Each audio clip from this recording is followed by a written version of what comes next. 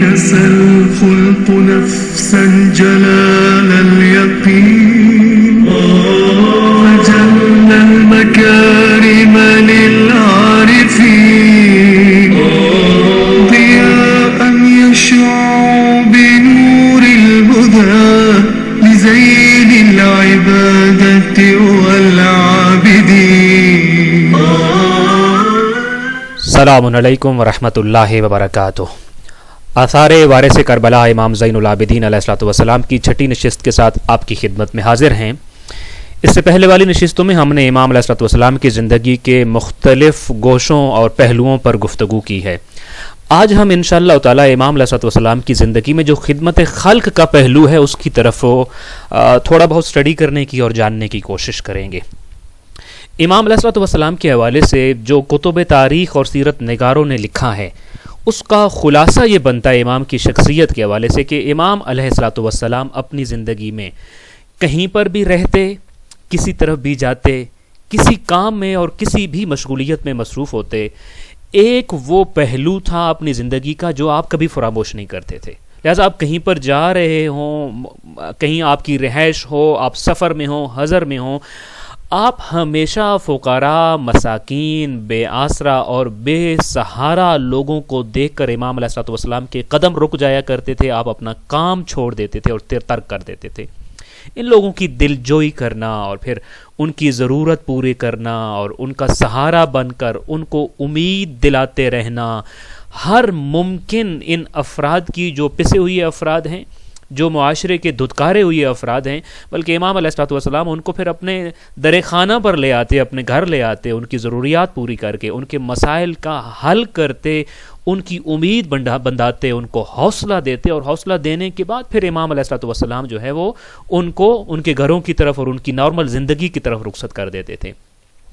امام علیہ الصلوۃ والسلام نے اپنی زندگی میں ایک خاص اناؤنسمنٹ کر رکھی تھی ان لوگوں کے لیے، بلکہ اناؤنسمنٹ تو خاص و عام ہر ایک کو شامل تھی. خاص طور پہ اس کا جو ہدف اور مقصد تھے وہ یہ افراد تھے. آپ کا اعلان جو تھا اس کے حوالے سے شہید مطہری لکھتے ہیں کہ امام علیہ الصلوۃ والسلام نے ہر مسکین اور ضرورت مند سے آپ کہا کرتے تھے کہ جب بھی کوئی آپ کو مشکل پیش آ جاتی ہے تو سید سجاد کا دروازہ آپ کے لیے ہمیشہ کھلا ہوا ہے.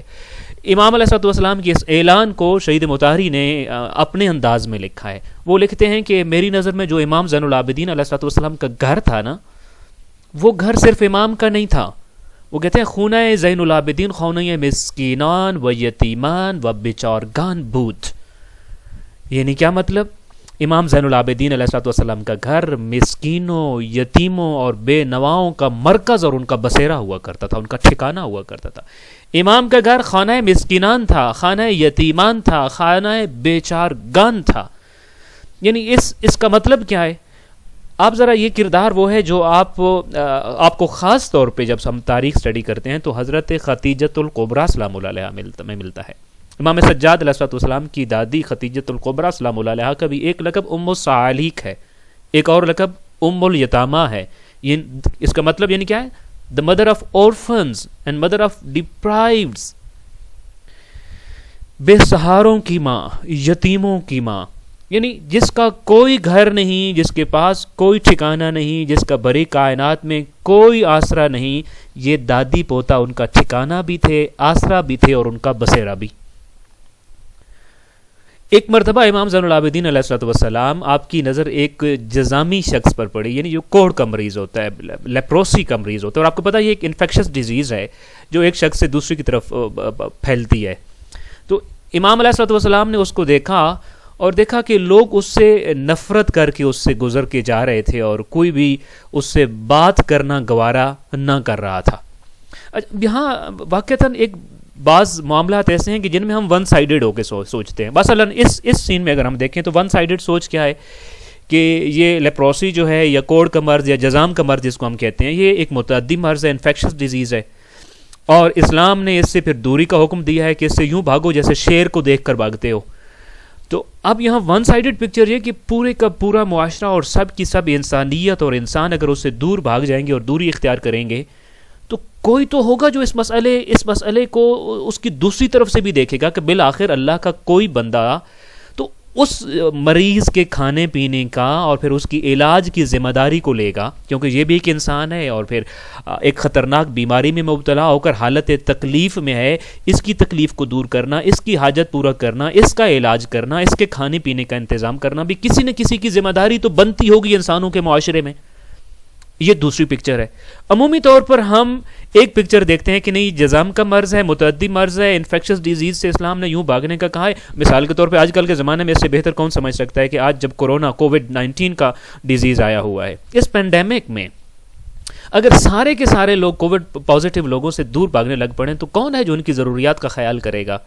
کون ہے جو ان کا ٹریٹمنٹ کرے گا، ان کا علاج کرے گا؟ لہٰذا اس جزام کے اور لیپروسی کے مریض کے پاس سے سارے لوگ جب دور گزر رہے تھے، نفرت کر رہے تھے، کوئی اس کے قریب بھی بھٹکتا نہیں تھا اور وہ بھرے بازار میں تنہا بیٹھا تھا، تو لوگوں نے دیکھا کہ فرزند حسین ایک مرتبہ آگے بڑھتے ہیں اور اس جزام کے مریض کو اپنے ساتھ اپنے گھر لے جاتے ہیں، اس کا علاج کراتے ہیں، اس کی خاطر مدارت کرتے ہیں۔ جو میں آپ کے سامنے عرض کر رہا تھا واقعہ اس وجہ سے کہ جس کا کوئی گھر نہیں اس کا گھر زین العابدین کا گھر ہوگا، جس کو کوئی پوچھنے والا نہیں اس کو پوچھنے والا امام زین العابدین ہیں، جس کا کوئی خیال رکھنے والا نہیں ہے اس کا خیال رکھنے والا فرزند حسین ہے، جس کا اس بڑی کائنات میں کوئی آسرا اور سہارا نہ ہو اس کو سہارا اور آسرا دینے کے لیے زین العابدین کا ہاتھ آگے بڑھتا ہے۔ اس لیے امام صادق علیہ السلام نے ایک اس سے بھی زیادہ انٹرسٹنگ واقعہ سنایا ہے امام علی ابن الحسین علیہ السلام کے حوالے سے کہ ایک مرتبہ امام سجاد علیہ السلام اسی مرض کے مبتلا مریضوں کے پاس سے گزر رہے تھے، جزام کے مریض بیٹھے تھے، امام علیہ السلام کا وہاں سے گزر ہوا، وہ لوگ کھانا کھا رہے تھے اور امام علیہ السلام اس وقت سواری پر سوار تھے۔ مر علی ابن الحسین علی المجذمین، جزام والوں کے پاس سے گزرے، حالت روزہ میں سواری پہ بیٹھے ہوئی ہیں۔ اب انہوں نے کیا کیا؟ فدعوہ الی الغداء، انہوں نے امام علیہ السلام کو اپنے ساتھ کھانا کھانے کی دعوت دی۔ امام علیہ السلام ان کی اس دعوت پر پریشان ہو گئے اور پھر ان کو کہنے لگے کہ دیکھو اگر میں روزے سے نہ ہوتا، اما انی لولا انی صائم لفعلت، اگر میں روزے سے اس وقت نہ ہوتا میں ابھی گھوڑے سے اتر کر تم لوگوں کے ساتھ بیٹھ کر کھانا تناول کرتا۔ اب گھر واپس چلے گئے مگر ابھی پریشانی کا عالم تھا، تو گھر پہنچنے کے بعد پھر اپنے خادموں کو حکم دیا کہ آج ہمارے ہاں اسپیشل مہمان آ رہے ہیں، لہذا بہترین کھانا تیار کیا جائے۔ وہ الفاظ روایت کے اگر آپ کے سامنے میں بیان کروں کہ وَأَمَرَ أَن يَتَنَوَّقُوا فِيهِ، کھانا تیار کرتے ہوئے تنوق کریں۔ میں نے جب یہ ورڈ پڑھا، اس حدیث کے لفظ پڑھے تو میں نے عربک ڈکشنریز میں جا کے اس کا معنی تلاش کیا ہے، تو اس کا معنی جو مجھے ملا اے يَتَكَلَّفُوا فِيهِ وَيَعْلَمُوهُ لَذِيذٌ حُسْنًا، کہ یعنی اس کھانے کو پرتکلف کھانے کے طور پر تیار کرے اور انتہائی لذیذ اور مزیدار اور بہترین قسم کا کھانا تیار کیا جائے۔ سو امام چونکہ دعوت قبول نہیں کر سکے تھے، گھر گئے ہیں، اپنے خادموں کو یہ حکم ہے کہ اب کھانا آج زبردست قسم کا پرتکلف انتہائی لذت والا اور بہترین قسم کا کھانا تیار کیا جائے، میرے آج کوئی اسپیشل گیسٹ آ رہے ہیں، انتہائی سلیقے سے کھانا بنایا جائے۔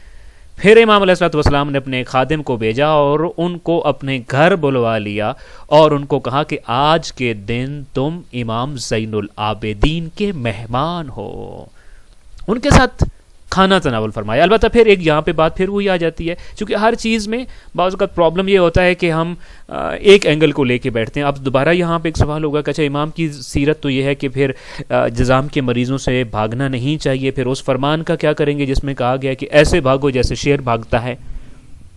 میں نے کہا اس لیے کسی بھی چیز کو اعتدال کی نظر سے دیکھنا چاہیے، بہترین دونوں اطراف اور دونوں پہلوؤں کے درمیان کھڑے ہو کے دیکھنا چاہیے۔ اس میں کہیں اس حدیث میں یا اس واقعے میں بیان نہیں ہوا کہ امام علیہ السلام نے ایک برتن میں ان کے ساتھ کھانا کھایا ہے جس کو کہ منع کیا گیا تھا اس حدیث میں، جس میں کہا گیا تھا کہ ایسے جزام والوں سے بھاگو جیسے فرارا کا من الاسد، جیسے کہ شیر سے بھاگتے ہو۔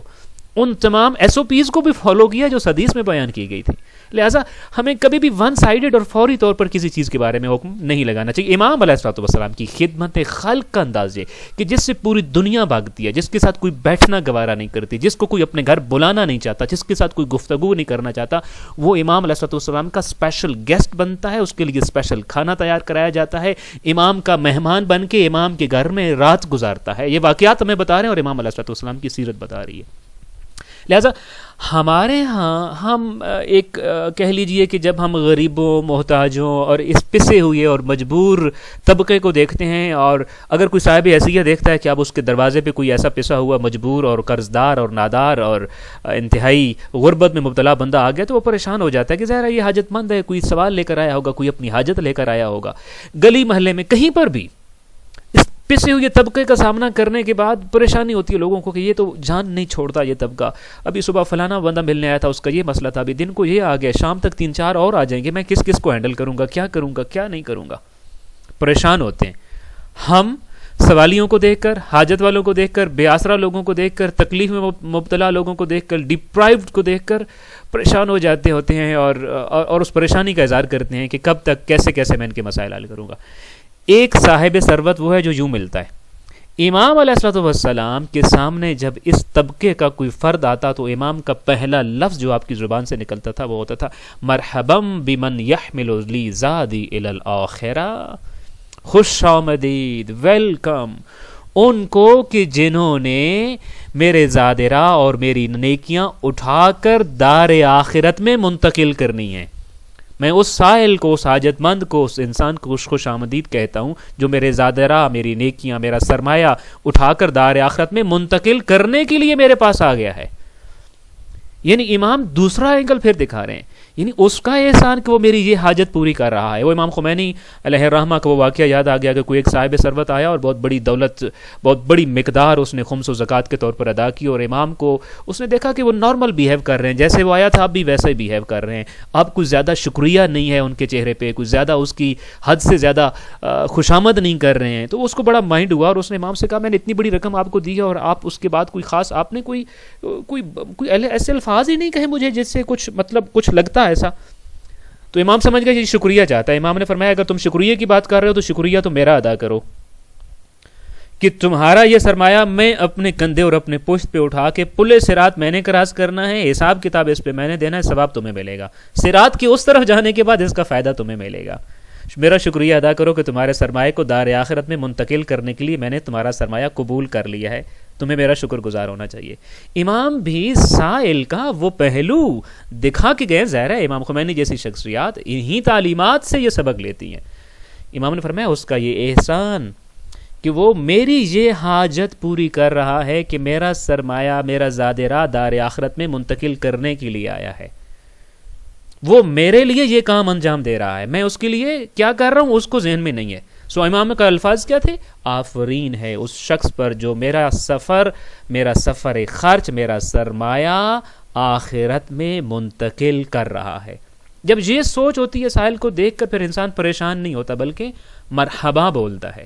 جب اس اینگل سے کوئی اگر دیکھ رہا ہوتا ہے تو پھر وہ ایسے لوگوں سے بھاگتا نہیں بلکہ ان کے قریب ہوتا ہے، ان سے محبت کرتا ہے۔ اب اسی کانٹیکسٹ میں اگر امام زین العابدین علیہ الصلوۃ والسلام کی ایک اور حدیث آپ کے سامنے عرض کروں، یہ در حقیقت حدیث نہیں، آپ کی دعا ہے جو دعا نمبر 30 ہے صحیفہ سجادیہ میں، جو آپ نے قرض کی ادائیگی کے سلسلے میں خالق کائنات کے ساتھ راز و نیاز کرتے ہوئے اپنی اس دعا میں فقیروں کے لیے خدا سے کچھ مانگا ہے، حاجت مندوں اور سائلین کے لیے کچھ مانگا ہے، پریشان طبقے کے لیے کچھ مانگا ہے۔ اچھا میں ایک لمحے کو، میری عادت ہے میں جب سٹڈی کرتا ہوں تب بھی اور جب بیان کرتا ہوں تب بھی رک کے ہضم کر کے ان چیزوں کو آگے چلتا ہوں۔ اب یہاں ایک لمحے خود بھی رکوں گا اور آپ کو بھی روکوں گا کہ فرض کیجئے میں اور آپ، ہمیں ٹارگٹ ملتا ہے کہ آج کی دعا میں آپ نے فقراء کے لیے اور حاجت مندوں کے لیے اللہ سے کچھ طلب کرنا ہے، تو ہم کیا طلب کریں گے؟ ہم یقینی طور پر یہ طلب کریں گے کہ پروردگارہ جب مجھ سے اگر فقراء اور غرباء کے لیے کچھ ہونا ہے اور میں نے اپنے لیے طلب کرنا ہے تاکہ میں ان کے لیے کچھ کر سکوں، تو پھر مجھے سرمایہ دے، مجھے مال و دولت دے، مجھے وسائل زندگی دے تاکہ میں ان کو بھی شامل کر کے ان کے در تک پہنچانے کی کوشش کروں۔ کوئی جتنا ہی اللہ سے فقراء کی چاہت میں مانگنے والا جو بھی مانگے گا بالآخر سرمایہ مانگے گا، وسائل مانگے گا، دولت مانگے گا تاکہ ان کی مدد کر سکے۔ مگر امام نے نہ وسائل مانگے، نہ دولت مانگی، نہ روزی رزق ان کے لیے ایکسٹرا مانگا، بلکہ امام علیہ الصلوۃ والسلام فرماتے ہیں کہ یہ وہ حاجتیں ان کی جو عام لوگوں کو نظر آ رہی ہیں، اس سے ایک بڑی حاجت ہے فقیروں کی جو عام بندوں کو نظر نہیں آتی، میں دیکھتا ہوں۔ مال و دولت پھر کہیں نہ کہیں سے پہنچ جاتا ہے، پروردگارہ جو سب سے بڑی ضرورت ہے غریب کی وہ مجھے عطا کر، میرے دل میں پیدا کر تاکہ اس کی میں ضرورت پوری کروں۔ سب سے بڑی ضرورت کیا ہے؟ ایک حاجت مند کی، ایک پسے ہوئے طبقے کے فرد کی سب سے بڑی حاجت اللہم حبب الی صحبت الفقراء، پروردگارا مجھے غریبوں کی ہم نشینی پسند کرنے والا بنا دے. اس لیے کہ کوئی ان کے پاس 2 منٹ بیٹھنے کو آمادہ نہیں ہوتا، ان سے بھی پوچھے کہ تمہاری کیسی گزر رہی ہے. ان سے بھی تو پوچھے تمہاری ماں مریض تھی، اس کے علاج کے لیے کہاں لے کر گئے ہو اسے. کوئی ان سے بھی تو پوچھے تمہارے بچے کو چوٹ آئی تھی، تمہارے پاس تو سرمایہ نہیں تھا. یہ جان لیوا مرضیں صرف امیروں کو تو نہیں لگتی، تمہارا بیٹا فلاں مرض میں مبتلا ہے، اس کے علاج معالجے کے لیے کیا کر رہے ہو. کوئی اس سے پوچھے تمہاری عید، تمہارے روزے کیسے گزرتے ہیں. اس کی ہم نشینی، اس کے ساتھ کوئی بیٹھنے والا تو ہو نا. وہ علامہ طباطبائی کی وہ جملے میں پھر عرض اگر آپ کی خدمت میں کروں، مختلف اوقات میں نے آپ سے وہ جملے کہے ہیں کہ علامہ طباطبائی یہ کہتے ہیں کہ نبی کریم صلی اللہ علیہ وآلہ وسلم کو جو براق جیسی سواری ملی معراج کے لیے، وہ اس لیے کہ نبی کریم خچر اور گدھے کی سواری کو بھی پسند کرتے تھے. اللہ کو یہ ادا اتنی پسند آئی کہ براق بھیج دیا، اور پھر اللہ کے نبی اس فرش پہ غلاموں کے ساتھ بیٹھ کر کھانا کھا لیتے تھے. اللہ کو اتنی ادا پسند آئی کہ اس فرش پر غلاموں کے ساتھ، مزدوروں کے ساتھ بیٹھ کر ان کے برابر میں ان کی ہم نشینی کرنے والا نبی، ان کو اپنے کھانے میں شامل کر لینے والے نبی کی ادا اتنی پسند آئی. فرمایا میرا نبی تو فرش پہ بیٹھا ہے نا، اب اس ادا کو میرا دل چاہتا ہے تو عرش پہ آ جا، میرا مہمان بن جا. یہ ادا اتنی پسند آتی ہے اللہ کی ذات کو کہ ان فقراء کے ساتھ صحبت کرنا. میں خاص طور پہ واقعتاً اپنے آپ کو متوجہ کرتا ہوں، آپ افراد کو متوجہ کرتا ہوں، صاحب حیثیت افراد کو، کہ یہ غریب کی ضرورت صرف پیسہ نہیں ہے، صرف نوکری نہیں ہے، صرف علاج نہیں ہے. اس کے دل کی دنیا میں بھی بہت ساری باتیں ہیں، اس کے ذہنی فکر و خیال میں بھی بہت سارے وسوسے ہیں. کوئی ان کو بھی تو بانٹنے کے لیے جائے.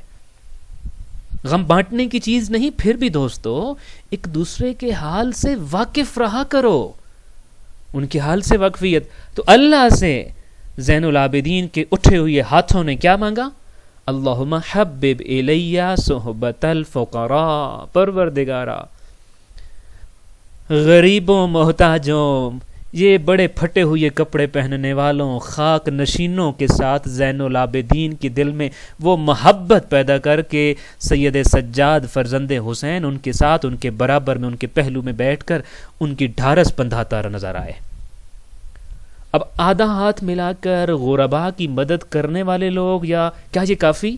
یقینی طور پر نہیں ہے. غریب کی ہم نشینی چاہیے، غریب کی محفل پسند ہو اور اپنی محفل میں غریب کی شرکت پسند ہو. یہ دعا ہے زین العابدین علیہ السلام کی. غربا کی ہم نشینی ہر جگہ اور ہر انداز سے. سمپلی اگر آپ کے سامنے ایک چیز عرض کرتا چلوں کہ یہ غریبوں تک پہنچنا امیر کا کام ہے. اللہ نے امیر کے ذمہ لگایا ہے وہ غریب تک پہنچے، لیکن چونکہ امیر نہیں پہنچ رہا ہوتا اس لیے غریب پھر امراء کے دروازوں پہ دستک دیتے ہوئے نظر آتے ہیں. وگرنہ اللہ نے حکم کس کو دیا تھا؟ تو صاحب حیثیت ہو گیا ہے، تیرے اوپر زکوٰۃ واجب ہو گئی، تیرے اوپر انفاق واجب ہو گیا، تیرے اوپر تیرے اوپر خمس واجب ہو گیا، تیرے اوپر کوئی مالی واجبات آ گئے ہیں. تو حکم کیا ہے؟ زکوٰۃ کی بوری اٹھا، اپنے علاقے میں سب سے پہلے اپنے عزیز قریب رشتہ داروں کو ڈھونڈ، کون غریب ہے، ان میں نہیں ہے تو اپنے پڑوسیوں میں ڈھونڈ، صاحب فضل و علم لوگوں میں ڈھونڈ، وہ بھی ان میں بھی نہیں ہے تو پھر اپنے اہل علاقہ میں ڈھونڈ، ان میں بھی نہیں ہے تو پھر یہ تیری بوری اور گٹو جو غلے کا ہے ساتھ والے گاؤں اور ساتھ والے شہر میں جا سکتا ہے، وگرنہ یہاں مستحق ہے تو نہیں جائے گا باہر. اور اس مستحق کو تو ڈھونڈ کے اس کی دہلیز پہ کھڑے ہو کے اس کے دروازے پہ دستک دے کر اس کے حوالے کر کے آئے گا. یہ امیر کی ذمہ داری ہے شرعی طور پہ. اس لیے یہ تلاش معرفت غربا اور تلاش غربا یہ امیر کی ذمہ داری تھی، مگر چونکہ وہ نہیں صاحب ثروت نہیں پورا کرتا، اب غریب بیچارہ گھر سے بھوکھا اٹھتا ہے. اس لیے امام علی ابن ابی طالب علیہ السلام کا ایک فرمان ہے کہ اگر امراء اپنی ذمہ داریوں کو ادا کرتے تو دنیا میں کبھی کوئی فقیر طبقے کا وجود نہ رہتا. ائمہ کی سیرت کو پڑھتے ہوئے ایک پیغام، چونکہ دیکھیے پڑھنا یا جاننا کافی نہیں ہے، اس سے پیغام لے کر اپنے اندر تبدیلی لے آنا، ان کے فٹ سٹیپس پہ چلنا، ان کے نشانے راہ کو ڈھونڈ کر جس طرف وہ چلے ہیں اسی طرف چلتے رہنا ہی کامیابی کا رستہ ہے. امام نے جو خدا سے مانگی اللہم حبب الی صحبت الفقراء، تو خدا نے قبول کی دعا. تو کتب تاریخ میں لکھا ہے کہ خدا نے پھر یوں فقراء کی محبت عطا فرمائی فرزند حسین ابن علی کو کہ اس محبت کے نشان بھی عطا کیے جسم زین العابدین پر. اور ایک مدت تک وہ داغ اور نشان راز رہے خدا اور امام کے درمیان. لیکن جب آپ کی شہادت ہو گئی اور آپ کو غسل دیا جانے لگا تو لوگوں نے دیکھا کہ آپ کے کندھے پر، آپ کی پشت پر سیاہ نشان نظر آئے. اور پھر لوگوں نے استفسار کیا، سوال کیا آپ کے فرزند امام محمد باقر علیہ الصلوۃ والسلام سے کہ ان نشانات کی وجہ اور راز کے بارے میں، کہ یہ کیا راز ہے، کیا نشان ہے. تو امام علیہ الصلوۃ والسلام نے فرمایا واللہ ما علم بہذا غیری، اس رب کی قسم جس نے ہمیں تمہاری ہدایت کرنے والا بنا کر بھیجا ہے، ان نشانوں کا رازدار میرے اور خدا کے علاوہ اور کوئی نہیں ہے. یہ وہ راز ہے جس پر میرے علاوہ اور کوئی مطلع نہیں ہے. تو میرے بابا نے اس بارے میں مجھے کبھی نہیں بتایا تھا، لیکن میں خود گواہ ہوں اس وقت کا جب یہ داغ بن رہے تھے. اور پھر امام محمد باقر علیہ الصلوۃ والسلام نے وہ روداد سنائی جو روداد محبت فقراء ہے، جو انداز محبت فقراء ہے جو علی زین العابدین علیہ الصلوۃ والسلام کے دل میں تھا، اور جو امام کی دعا کی قبولیت کی گواہ ہے. وہ روداد سنائی کہ اللہ نے سید سجاد علیہ الصلوۃ والسلام کی التجا کو قبول کر لیا تھا. تو امام باقر علیہ الصلوۃ والسلام نے لوگوں کو وہ بتایا. میں سنو لوگوں، تم پوچھنا چاہتے ہو تو کان اذا جن اللیل وہدأت العیون قام الی منزلہ، کہ لوگوں فرزند حسین کو جب رات کی تاریکی بڑھ جاتی نا اور لوگ بستر پہ جا کے میٹھی نیند سو رہے ہوتے تھے تو میرا کربلا، کوفہ و دمشق کا تھکا ہوا مسافر مظلوم امام اپنے گھر سے نکل پڑتے تھے. اور اس حالت میں نکل پڑتے تھے، کمر جھکی ہوئی ہوتی، کندھے اور کمر پر لوگوں کی ضروریات کا بوجھ لاد رکھا ہوتا، اور ادھر کا رخ کرتے جدھر غریبوں کی بستیاں اور گھر تھے. پھر ایک جملہ ٹھہر کے کہتا چلوں، یہ جو رات کا وقت ہوتا ہے نا، یہ قدرتی طور پہ تنہائی کا وقت ہوتا ہے. رات کے وقت میں ہر کوئی رات کے ان لمحوں کو اپنے محبوب کے ساتھ گزارنا چاہتا ہے. امام زین العابدین علیہ الصلوۃ والسلام کو بھی ان لمحوں کو اپنے محبوب کے ساتھ گزارنا چاہتے ہیں. اسی لیے آپ امام کو دیکھیے، کبھی جوار کعبہ میں نظر آئیں گے اپنے محبوب کے ساتھ، تو کبھی غریبوں، مسکینوں، محتاجوں کے در خانہ پر، کہ جن کی محبت اللہ سے مانگتے رہے ہیں. چونکہ ان کی محبت خدا سے تھی اور ان کا پیار ان ضرورت مند اور مجبور مخلوق کے ساتھ تھا، لہذا کبھی در خانہ غربا پر، کبھی بیت اللہ کے دروازے پر نظر آتے ہیں. تو امام علیہ الصلوۃ والسلام نے فرمایا وَخَرَجَ إِلَى دُوَرِ الْفُقَرَاءِ وَهُوَ مُتَلَثِّمٌ، لوگوں میرے بابا نے اپنی کمر پر وہ بوجھ اٹھا رکھا ہوتا تھا جس میں لوگوں کی ضروریات ہوتی تھیں، اور وہ بوریاں اٹھا رکھی ہوتی تھیں، اور پھر وہ نکلتے تھے ان گھروں کی طرف جو غریبوں کی بستیاں تھیں. وَهُوَ مُتَلَثِّمٌ، اور چہرے پہ نقاب ڈال رکھا ہوتا تھا. لوگ مجھے پہچان نہ لیں. کیوں نہ پہچانیں؟ اس لیے کہ مجھے پہچانیں گے تو مجھ سے شرمندگی ہوگی جب مجھے ملیں گے کہ زین العابدین ہماری ضروریات کو پورا کرتا ہے. امام علیہ الصلوۃ والسلام، امام محمد باقر علیہ السلام فرماتے ہیں کہ میرے بابا ان گھروں کی طرف چلتے نا، فَكُنْتُ أَخْرُجُ فِي أَثَرِهِ مَخَافَةً عَلَيْهِ، میں بھی ان کے پیچھے چھپ کے چلتا تھا تاکہ کوئی رات کی تاریکی میں ان کو نقصان نہ پہنچائے، دشمن زمانہ تھا. پھر میں کیا دیکھتا؟ میں دیکھتا کہ لوگ اگرچہ ان کو نہیں پہچانتے تھے مگر ان کے انتظار میں اپنے گھروں کے باہر کھڑے ہوتے تھے، اور جب دور سے ان کی نظر میرے بابا پر پڑتی کہ وہ آ رہے ہیں تو خوش ہو کر امام کی طرف لپک پڑتے اور ایک دوسرے کو خوش ہو کر بتاتے وَقَالُوا قَدْ جَاءَ صَاحِبُ الْجِرَابِ، وہ تھیلیوں اور بوریوں والا آ گیا ہے. اور میں واقعتاً میں بڑا اگر انفارملی آپ سے کہوں، میں جب اس حدیث کو اسٹڈی کر رہا تھا اور میں نے جب یہ جملہ پڑھا قد جاء صاحب الجراب، لطف آ گیا. دو امام ہیں جن کو لقب ملا ہے تھیلیوں والا.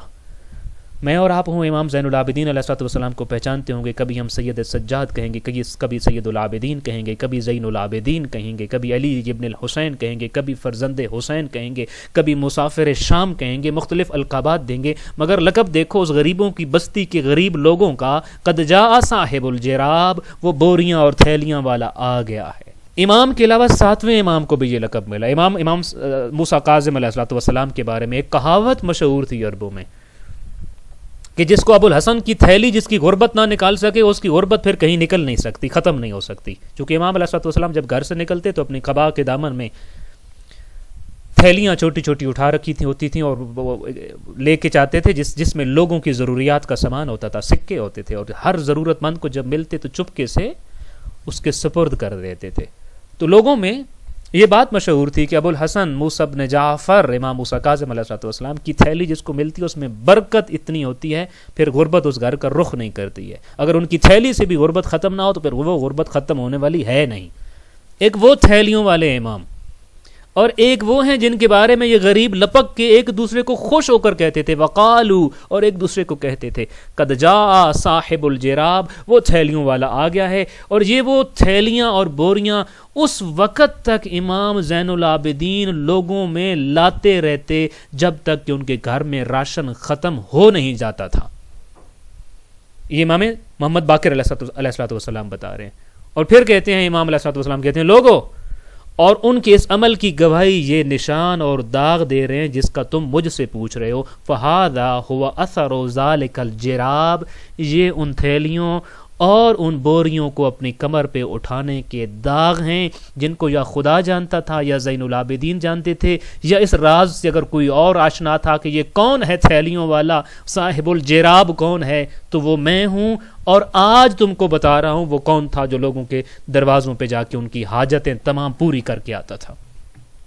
یہ پہلا جملہ، اللہم حبب الی صحبت الفقراء. اللہ اکبر. یہ ائمہ اہل البیت علیہم السلام. میں واقعتاً جو آپ کے سامنے چیزیں بیان کرنا چاہتا تھا وہ بہت تفصیلی لسٹ تھی، مگر مجبوری یہ ہے کہ اگر ہم صرف واقعات بیان کرتے چلے جائیں اور ان کا انالیسز نہیں کریں گے تو یقینی طور پر ہمیں اس سے یہ سیکھنے کو نہیں ملتا ہے کہ ہم نے کیا کرنا ہے. میں پھر رکتا ہوں، اپنی ذات کے لیے روکتا ہوں. آپ تو یقیناً کرتے ہوں گے، میرے سامعین اور جو ویورز ہیں وہ یقینی طور پر بہت ان چیزوں کی طرف متوجہ ہوں گے. میں اپنے آپ سے پوچھتا ہوں کتنی مرتبہ یہ ایسا ہوا اللہم حبب الی صحبت الفقراء، فقراء کی صحبت میں جا کر میں بیٹھا ہوں. زندگی میں اپنا ہر چیز کے لیے وقت نکل آتا ہے، مگر فقراء کی صحبت میں، ان کے پہلو میں بیٹھنے کے لیے، ان کے گھر میں بیٹھنے کے لیے کبھی اس چیز کو اپنی زندگی میں پریکٹیکلی کر کے دیکھیے. اس کو ایکسپیرینس کرنا ہے ہم نے. اپنے ہر کام کے لیے ہمارے پاس فرصت نکل آتی ہے، وقت نکال لیا جاتا ہے، مگر کبھی اس کے لیے وقت نکال کر غرباء کی محفلوں میں جا کر بیٹھیں، اپنی محفلوں میں ان کی رونق سے اپنی محفلوں کو سجائیں، اور کبھی ان کی ورک پلیس پہ جا کر ان کے ساتھ بیٹھیں، کبھی کھانا ان کو اپنے ساتھ آ کے کھلائیں، کبھی ان کا لے جائیں اور ان کے گھر میں جا کر ان کی محفل میں جا کر ان کے ساتھ کھائیے. کھانا ہے ہمیں وہ لطف آئے گا جس لطف کو لینے کے لیے امام زین العابدین علیہ السلام دست بدعا تھے. اور یہ پہلا جملہ کہنے کے بعد پھر امام علیہ السلام نے دوسرا درد بھرا جملہ دعا کے لیے کہا تھا. چونکہ دیکھیں فقراء کے ساتھ ان کی صحبت میں بیٹھنا، وہ وہاں کوئی آسانیوں کی داستانیں تو ہیں نہیں، آسائشات کی صحبت تو ہے نہیں. مجھے اور اگر آپ کو بھی وہاں جانا ہے تو وہاں اے سی تو لگا نہیں ہوتا، گرمی ہے تو شاید پنکھا بھی ہوا دیتا ہوا نظر نہ آئے. ان کی جھونپڑی، ان کی کٹڑیاں میں کون سی آسائشیں ہوتی ہیں؟ کوئی ان کے ساتھ جا کر بیٹھتا ہے تو ظاہر لطیفے تو ہوتے نہیں ہیں، نہ ہی تو بہت بڑی بڑی کامیابیوں کی اور بڑی بڑی اچیومنٹس کی داستانیں ہوتی ہیں، بلکہ وہاں تو محرومیوں کی داستانیں ہیں، مجبوریوں کے قصے ہیں، مرجھائے ہوئے چہرے ہیں، بے بس انسانوں کا ایک ہجوم اور ان کے نہ ختم ہونے والے مسائل ہیں، اور ان میں جا کر بیٹھنا ہے. تو اس ماحول کے لیے صبر بھی چاہیے نا، اسی لیے کہ تاکہ ان کی حاجتیں سن کر انسان صبر کر سکے، ان کے مسائل اور اذیتیں اور مشکلات سن کر سننے والے کو بھی صابر ہونا چاہیے. کہ میں واقعتاً لوگوں کے مسائل نہیں سن سکتا، میرا دل کانپتا ہے، مجھے نیند نہیں آتی جب میں سوچتا ہوں کہ لوگ کن حالات سے گزر رہے ہیں. تو صبر چاہیے ان کی حالات کو سننے کے لیے بھی. لہٰذا دوسرا جملہ جو درد بھرا جملہ ہے وہ یہ فرمایا وَإِنِّي عَلَىٰ صُحْبَتِهِمْ بِحُسْنِ صبر، میں جب ان کی صحبت کروں نا تو صبر بھی عطا کرنا کہ ان کے حالات اور مجبوریاں سننے والے کو بھی صبر کی ضرورت پڑتی ہے. کتنے ضرورت مند ہیں وہ لوگ جن کی داستان سننے والا بھی صابر ہونا چاہیے، وگرنہ امام کبھی صبر کی دعا نہ کرتے. اور کتنا نیگلیکٹ کرتے ہم ان لوگوں کو، ان افراد کو اپنی زندگی میں کس قدر نیگلیکٹ کر جاتے ہیں، نظر انداز کر دیتے ہیں ان کی تکلیفیں، ان کی مجبوریاں. کبھی ان میں بھی تو جا کر بیٹھنا چاہیے، جاننا چاہیے وہ کس رنگ ڈھنگ سے زندگی گزار رہے ہیں اور کس وہ مشکلات کے سمندر کو عبور کرنے کی کوشش کر رہے ہیں. امام زین العابدین علیہ السلام نے اس محبت کی دعا کو سوال کے طور پر مانگا اور پوری زندگی اس پر عمل کیا. تاریخ نگاروں کو لکھنا پڑا کہ کان ناس من اہل المدینہ مدینہ میں بہت بڑی تعداد تھی لوگوں کی کہ یعیشون، جو زندگی تو گزار رہے تھے، لیکن ما یدرون من این عیشہم، ان کو یہ نہیں پتہ تھا ان کی ضروریات زندگی اور وسائل زندگی لاتا کون ہے ان کے در پہ، ملتی کہاں سے ہیں انہیں یہ چیزیں، یہ مہیا کرنے والا ہے کون؟ فلما مات علی ابن الحسین، جب سید سجاد کی رحلت ہو گئی نا، فقدوا ما كانوا يؤتون به باللیل، تو رات کی تاریکی میں جو اناج ملتا تھا، جو ضروریات ملتی تھیں، وہ سارا ملنا ختم ہو گیا، وہ بند ہو گیا، تو لوگوں کو سمجھ آئی وہ دینے والا نہیں رہا، تب وہ اب رات کی ضروریات، رات کا ہمارے پاس راشن، غلہ، اناج، ضروریات نہیں پہنچتی ہیں۔ ابو حمزہ صومالی روایت کرتے ہیں کہ امام علیہ الصلوۃ والسلام رات کو جب یہ بوریاں اٹھا کر ضرورت مندوں تک پہنچاتے تھے نا، وہ یقول، اور کہا کرتے تھے، ایک جملہ امام کہتے تھے، ان الصدقۃ فی سواد اللیل تطفئ غضب الرب، رات کی تاریکی میں انسان جو صدقہ دیتا ہے وہ خدا کے غضب کی آگ کو خاموش کر دیتا ہے۔ اسی لیے امام علیہ الصلوۃ والسلام نے اس پورے پیٹرن پہ زندگی گزاری۔ اور حقیقت، سب سے بڑی حقیقت وہ ہوتی ہے جس پہ نکارہ خلق خدا بج اٹھے، مخلوق خدا جس کی گواہ بن جائے۔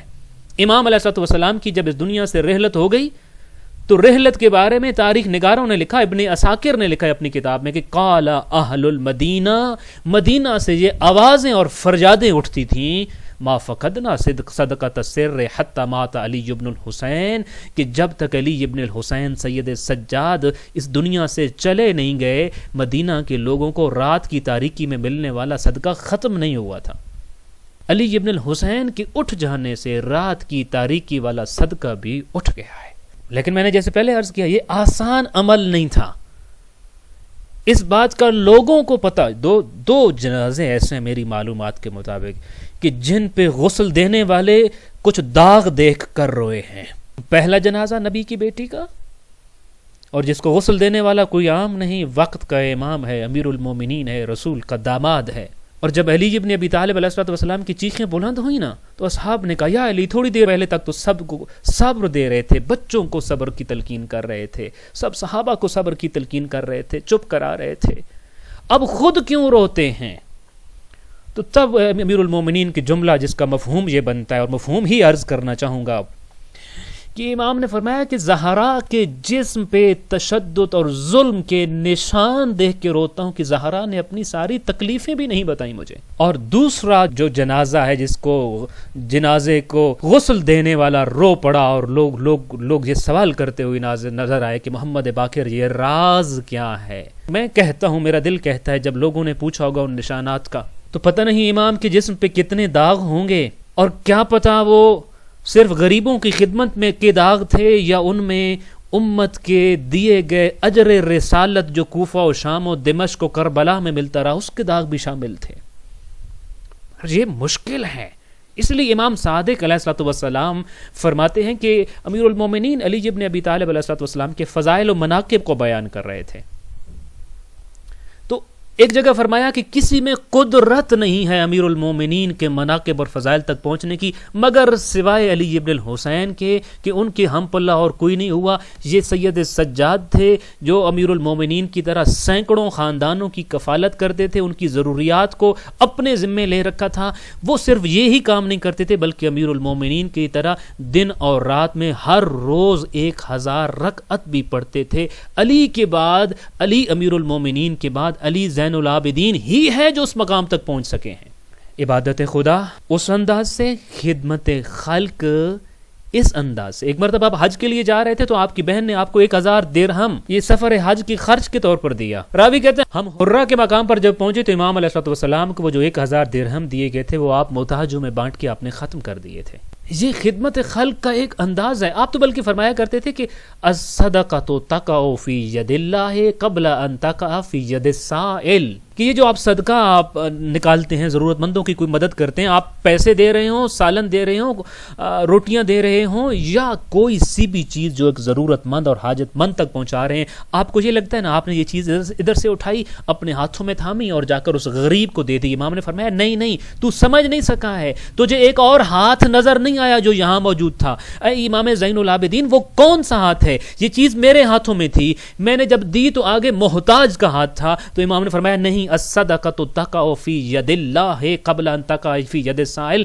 صدقہ سائل کے ہاتھ تک پہنچنے سے پہلے اللہ کے ہاتھوں میں جاتا ہے، اللہ اس سائل تک پہنچاتا ہے. پھر وہ حضرت موسیٰ علیہ السلام کی وہ گفتگو یاد آ جاتی ہے جو آپ کے کوہ طور پہ اللہ نے شکوہ کیا کہ اے موسیٰ، میں سوالی بنا، تو نے مجھے عطا نہیں کیا، میں مریض ہوا، تو میری تیمارداری کے لیے نہیں آیا، اور مختلف اس قسم کے سوال. تو حضرت موسیٰ حیران ہو گئے، پروردگارا یہ ساری صفات تو مخلوق کی ہیں، تیرے اوپر تو یہ حالتیں طاری ہی نہیں ہوتی ہیں.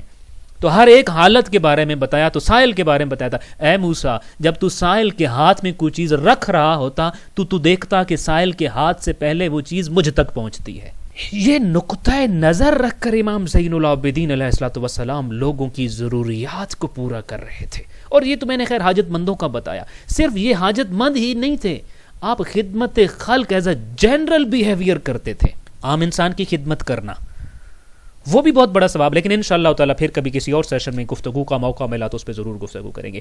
آج کی اس سیشن میں انشاءاللہ تعالیٰ ہم نے جو چیز جانی اور جو سیکھنا چاہا ہے، چونکہ یہ آثار ہیں امام زین العابدین علیہ السلام کی جن کو میرے وجود میں نظر آنا چاہیے، ہمارے کردار میں نظر آنا چاہیے. ہم نے یہ جانا ہے، یہ جو ڈپرائیوڈ ہیں نا، دھتکارے ہوئے ہیں، پسے ہوئے لوگ، مجبور اور ضرورت مند لوگ، یہ در حقیقت ہمارے معاشرے کے VVIPs ہیں. یہ وہ ہیں جن کو دیکھ کر مرحبا کہا جاتا ہے، یہ وہ ہیں جن کو ویلکم کیا جاتا ہے، یہ وہ ہیں جن کی محبت پال کر خالق کائنات کا قرب اور معرفت کی اعلیٰ منازل پائی جاتی ہیں. تو انشاءاللہ تعالیٰ یہ امام زین العابدین علیہ السلام کے صدقے میں ہم دعا کرتے ہیں، پروردگارا جیسے چوتھے امام زین العابدین علیہ السلام ان فقراء کی صحبت کو، ہم نشینی کو پسند کرتے تھے، پروردگارا ہمیں بھی غریبوں، فقیروں، محتاجوں، بے آسرا اور دھتکارے ہوئے لوگوں کی ہم نشینی پسند کرنے والا بنا دے. ہمیں بھی ان کو اپنے پہلو میں بٹھانے والا بنا، ہمیں بھی ان کے پہلو میں ان کی زندگیوں کی مشکلات، ان کے دل کے درد، ان کی سوچ اور وہم اور گمان اور ان کے خدشات کو اپنے ساتھ بانٹ لینے والا بنا دے. پروردگارا اپنی مخلوق کی محبت کے ذریعے اپنی محبت ہمارے دل میں جا گزین فرما، اور خدمت خلق کے ذریعے اپنی معرفت اور اپنا قرب ہمیں نصیب فرما. السلام علیکم ورحمۃ اللہ وبرکاتہ.